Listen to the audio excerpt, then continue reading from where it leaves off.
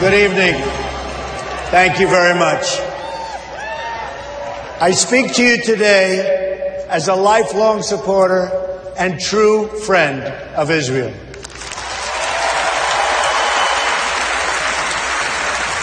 I'm a newcomer to politics, but not to backing the Jewish state.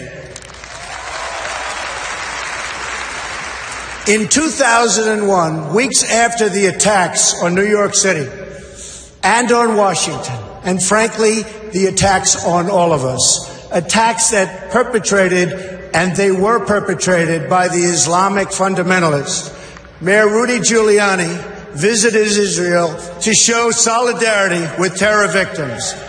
I sent my plane because I backed the mission for Israel 100%.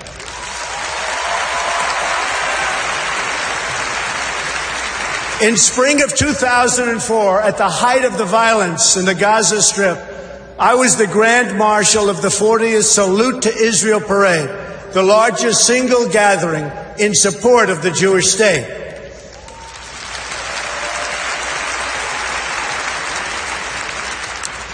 It was a very dangerous time for Israel and, frankly, for anyone supporting Israel. Many people turned down this honor. I did not. I took the risk, and I'm glad I did.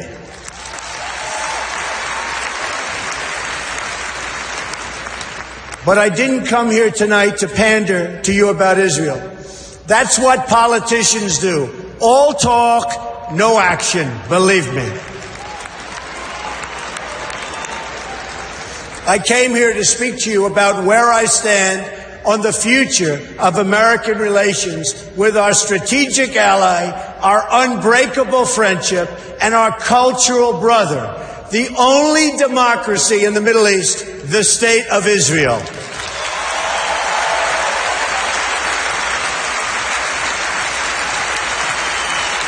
Thank you. My number one priority is to dismantle the disastrous deal with Iran.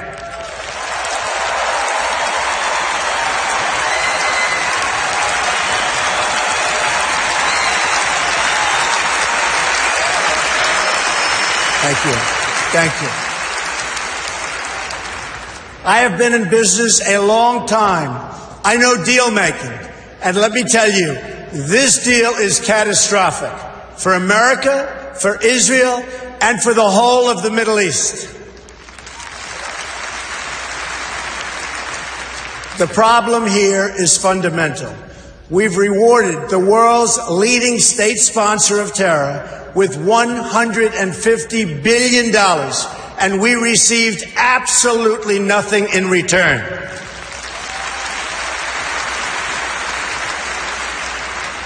I've studied this issue in great detail, I would say actually greater by far than anybody else. Believe me. Oh, believe me. And it's a bad deal.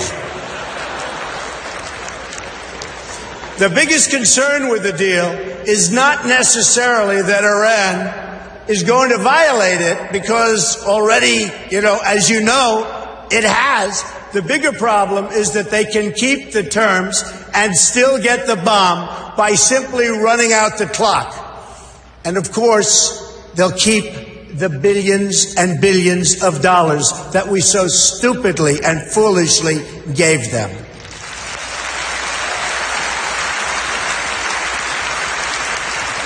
The deal doesn't even require Iran to dismantle its military nuclear capability.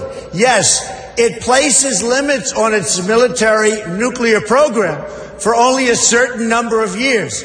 But when those restrictions expire, Iran will have an industrial-sized military nuclear capability ready to go and with zero provision for delay, no matter how bad Iran's behavior is. Terrible, terrible situation that we are all placed in, and especially Israel.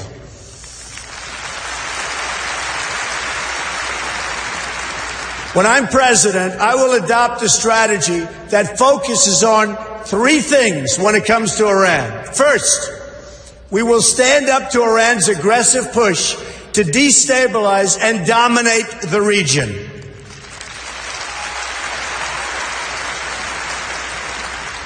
Iran is a very big problem and will continue to be. But if I'm not elected president, I know how to deal with trouble. And believe me, that's why I'm going to be elected president, folks.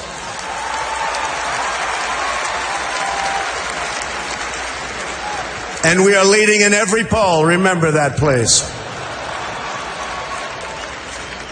Iran is a problem in Iraq, a problem in Syria, a problem in Lebanon, a problem in Yemen, and will be a very, very major problem for Saudi Arabia. Literally every day, Iran provides more and better weapons to support their puppet states. Hezbollah, Lebanon, received, and I'll tell you what, it has received sophisticated anti-ship weapons, anti-aircraft weapons, and GPS systems and rockets like very few people anywhere in the world, and certainly very few countries have. Now they're in Syria trying to establish another front against Israel from the Syrian side of the Golan Heights. In Gaza, Iran is supporting Hamas and Islamic Jihad. And in the West Bank, they're openly offering Palestinians $7,000 per terror attack and $30,000 for every Palestinian terrorist home that's been destroyed. A deplorable, deplorable situation.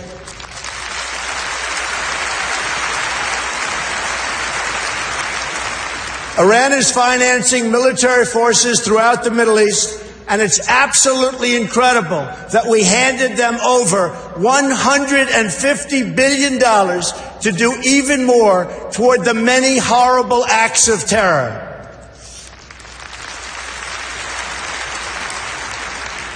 Secondly, we will totally dismantle Iran's global terror network, which is big and powerful, but not powerful like us.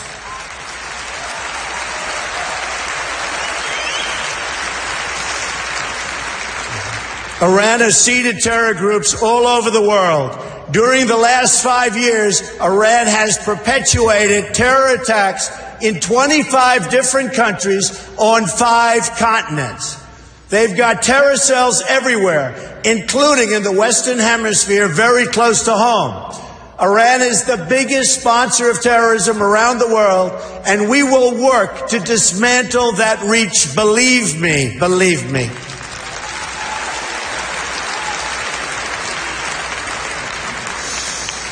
Third, at the very least, we must enforce the terms of the previous deal to hold Iran totally accountable, and we will enforce it like you've never seen a contract enforced before, folks. Believe me.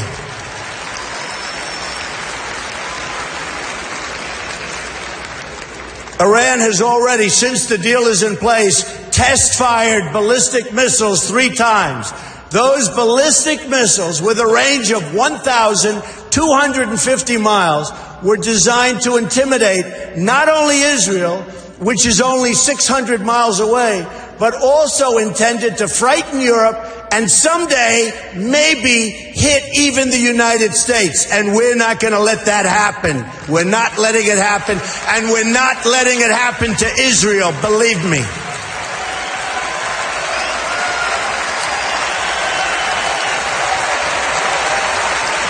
Thank you.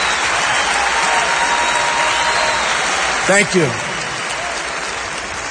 Do you want to hear something really shocking? As many of the great people in this room know, painted on those missiles in both Hebrew and Farsi were the words, "Israel must be wiped off the face of the earth." You can forget that.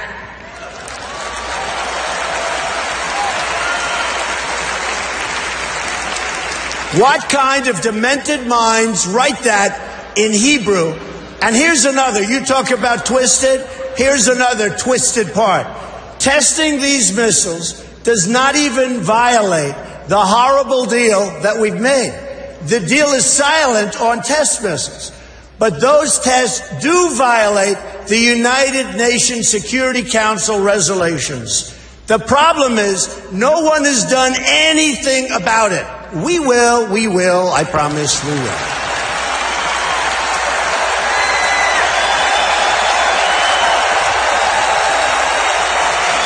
Thank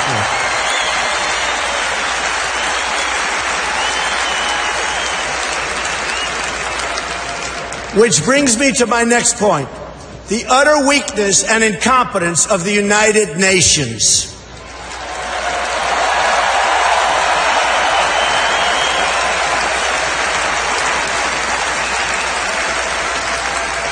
The United Nations is not a friend of democracy. It's not a friend to freedom. It's not a friend even to the United States of America, where, as you know, it has its home. And it surely is not a friend to Israel.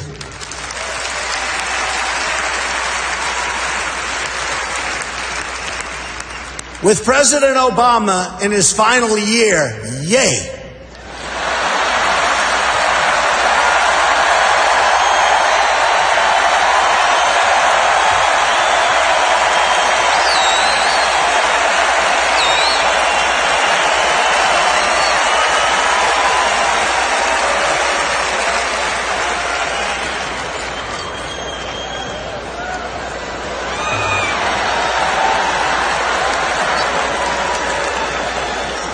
He may be the worst thing to ever happen to Israel, believe me. Believe me. And you know it better than anybody. So with the president in his final year, discussions have been swirling about an attempt to bring a Security Council resolution on terms of an eventual agreement between Israel and Palestine. Let me be clear.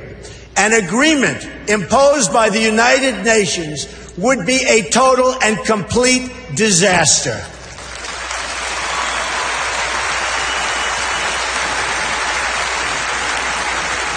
The United States must oppose this resolution and use the power of our veto, which I will use as president 100%.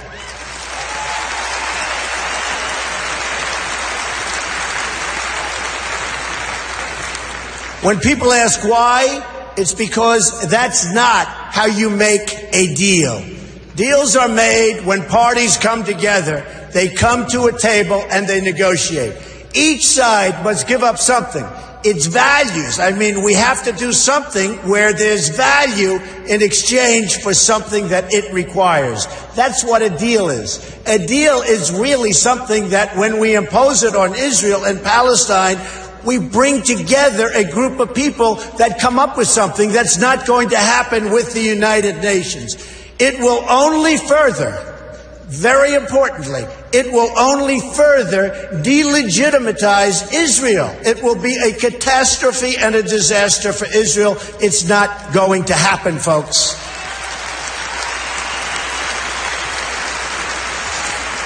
And further, it would reward Palestinian terrorism, because every day they're stabbing Israelis and even Americans. Just last week, American Taylor Allen Force, a West Point grad, phenomenal young person who served in Iraq and Afghanistan, was murdered in the street by a knife-wielding Palestinian.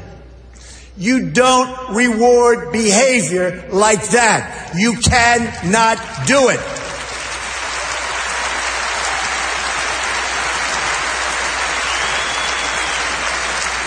There's only one way you treat that kind of behavior. You have to confront it.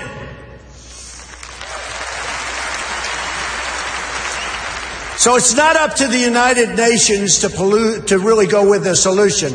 It's really the parties that must negotiate a resolution themselves. They have no choice. They have to do it themselves, or it will never hold up anyway. The United States can be useful as a facilitator of negotiations, but no one should be telling Israel that it must be, and really that it must abide by some agreement made by others thousands of miles away that don't even really know what's happening to Israel, to anything in the area. It's so preposterous. We're not going to let that happen.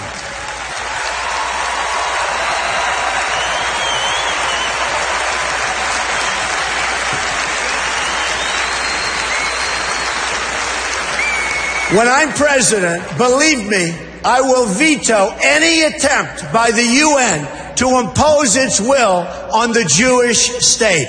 It will be vetoed 100%. You see, I know about deal making. That's what I do. I wrote The Art of the Deal. One of the best-selling all-time, and I mean seriously, I'm saying one of because I'll be criticized as if I say the, so I'm going to be very diplomatic. One of, I'll be criticized. I think it is number one, but why take a chance? One of the all-time best-selling books about deals and deal-making.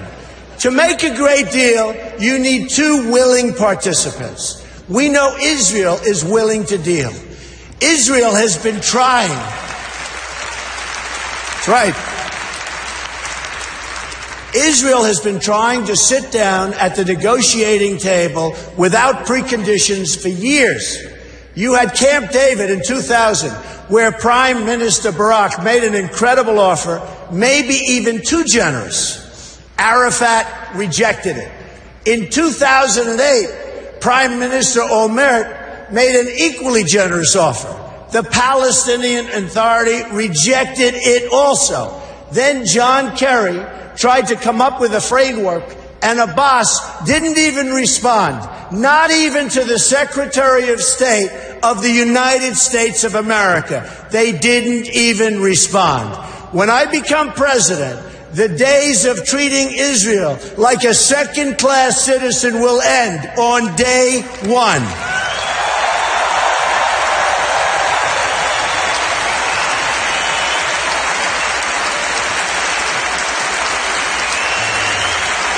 Thank you. And when I say something, I mean it. I mean it. I will meet with Prime Minister Netanyahu immediately. I have known him for many years and will be able to work closely together to help bring stability and peace to Israel and to the entire region. Meanwhile, every single day you have rampant incitement and children being taught to hate Israel and to hate the Jews. It has to stop.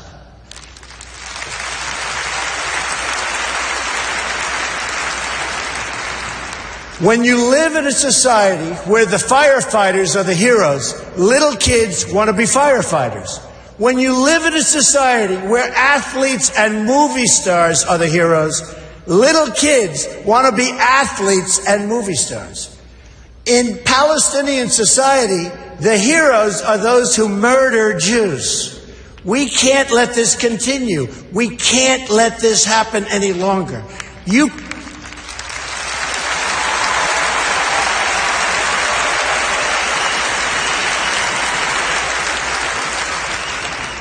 You cannot achieve peace if terrorists are treated as martyrs. Glorifying terrorists is a tremendous barrier to peace. It is a horrible, horrible way to think.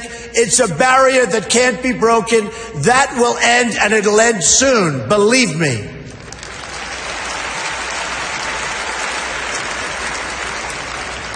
In Palestinian textbooks and mosques, you've got a culture of hatred that has been fermenting there for years, and if we want to achieve peace, they've got to go out and they've got to start this educational process. They have to end education of hatred. They have to end it, and now.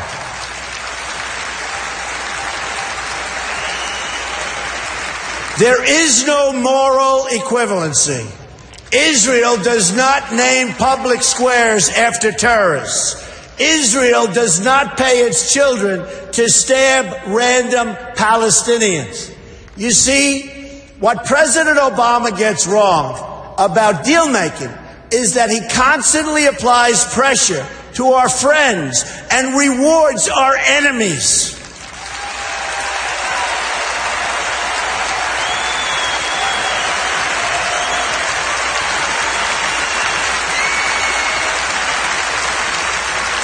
And you see that happening all the time. That pattern practiced by the president and his administration, including former Secretary of State Hillary Clinton, who is a total disaster, by the way.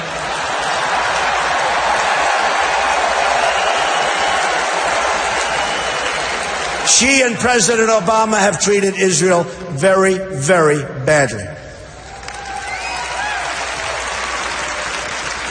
But it's repeated itself over and over again and has done nothing to embolden those who hate America. We saw that with releasing the $150 billion to Iran in the hope that they would magically join the world community. It didn't happen.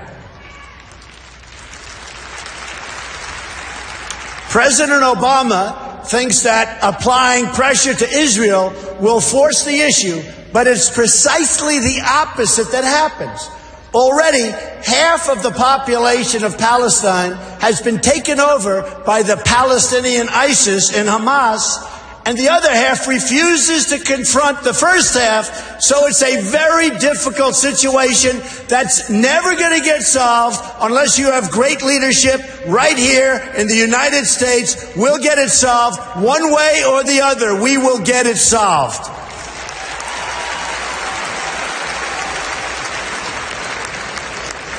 But when the United States stands with Israel, the chances of peace really rise, and rises exponentially. That's what will happen when Donald Trump is president of the United States.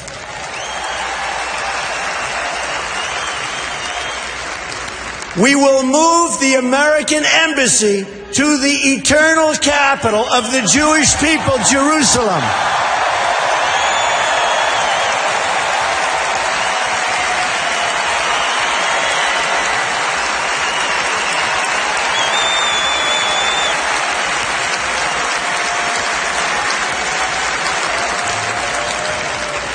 And we will send a clear signal that there is no daylight between America and our most reliable ally, the State of Israel.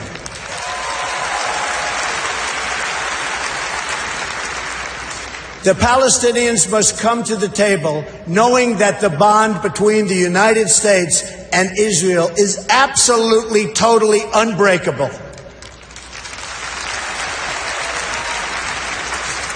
They must come to the table willing and able to stop the terror being committed on a daily basis against Israel. They must do that. And they must come to the table willing to accept that Israel is a Jewish state and it will forever exist as a Jewish state.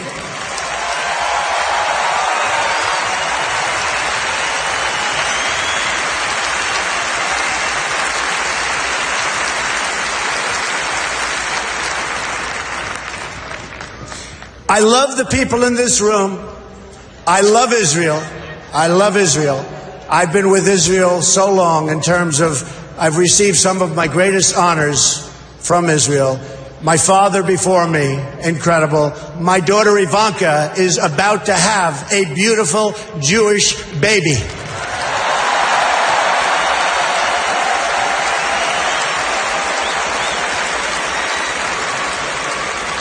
In fact, it could be happening right now, which would be very nice as far as I'm concerned.